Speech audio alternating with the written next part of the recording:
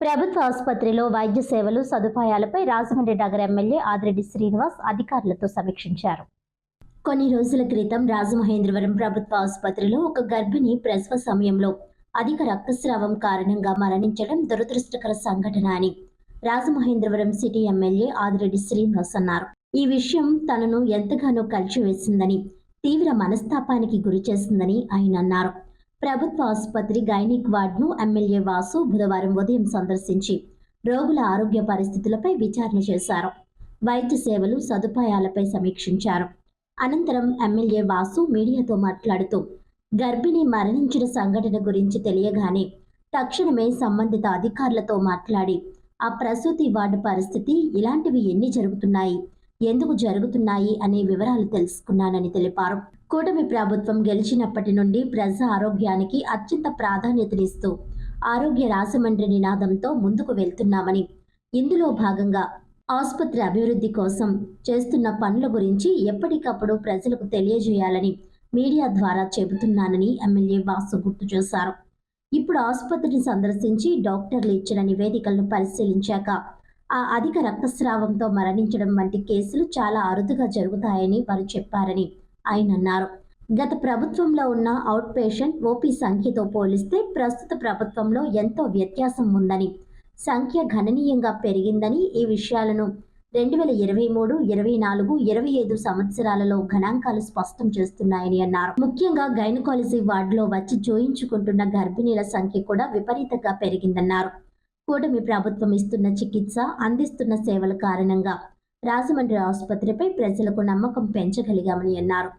ప్రభుత్వ ఆసుపత్రికి వచ్చే పేషెంట్లను ట్రీట్ చేసే విధానాన్ని బట్టే సగం జబ్బు నయమవుతుందని, చికిత్స విషయంలో ఎలాంటి తేడాలు చేసినా, ఏ చిన్న అవకతవకలు జరిగినా కఠిన చర్యలు తీసుకుంటామని స్పష్టం చేయడంతో వారు కూడా అర్థం చేసుకున్నారని ఎమ్మెల్యే వాసు తెలిపారు.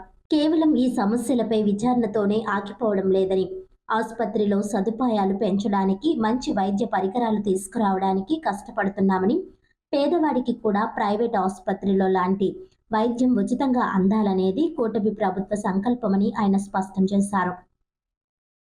మాజీ ఎంపీ భరత్ చేసిన వ్యాఖ్యల గురించి ఎమ్మెల్యే వాసు ప్రస్తావించారు. రాజకీయాల్లో గెలవడం, ఓడడం అనేది సర్వసాధారణమని, దాని గురించి అంతగా పట్టించుకోవాల్సిన అవసరం లేదన్నారు. ప్రభుత్వ ఆసుపత్రి అభివృద్ధిలో ఎంతో మంది కృషి ఉందని ఎమ్మెల్యే వాసు అన్నారు.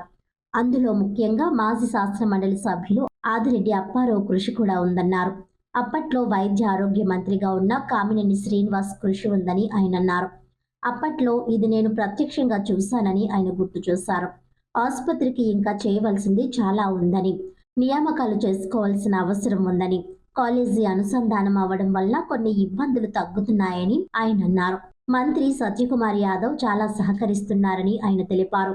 మీడియా సమావేశంలో కూటమి నాయకులు, కార్యకర్తలు తదితరులు ఎమ్మెల్యే వెంట ఉన్నారు. అదృష్టమైన సంఘటన జరిగింది. అది నా దృష్టికి రావడం జరిగింది. ఒక గర్భిణీ స్త్రీ ప్రసవ సమయంలో అధిక రక్తస్రావం కారణంగా మరణించడం జరిగింది. ఆ సంఘటన ఎంతగానో కలిచివేయడం, చాలా మనస్తాపానికి గురవ్వడం, మరలా అది పునరావృతం కాకుండా ఉండే విధంగా ఏం చర్యలు తీసుకోవాలి, ఇవన్నీ కూడా మాట్లాడడానికి ఇక్కడికి వచ్చున్నాం. సంఘటన జరిగిన వెంటనే తెలుసుకొని ఇక్కడ ఉన్న సిబ్బందితోటి, డిపార్ట్మెంట్ హెడ్స్ తోటి కూడా మాట్లాడడం జరిగింది. వారి వైపు నుంచి చెప్పవలసిందంతా కూడా చెప్పడం జరిగింది. అలాగే సూపరింటెండెంట్ గారిని కూడా ఎంక్వైరీ చేయమండం కూడా చెప్పడం జరిగింది.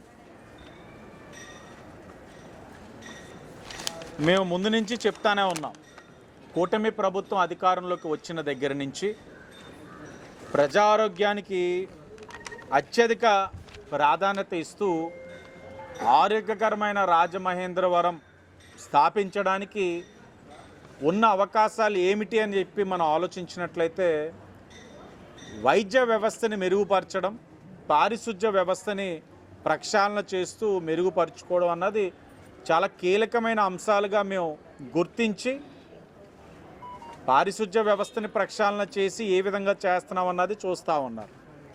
దానికి అనుసంధానంగా కావాల్సిన రోడ్స్ డ్రైన్స్ని కూడా ఏ విధంగా నిర్మాణం చేస్తున్నాం అన్నది ప్రజలు చూస్తూ ఉన్నారు.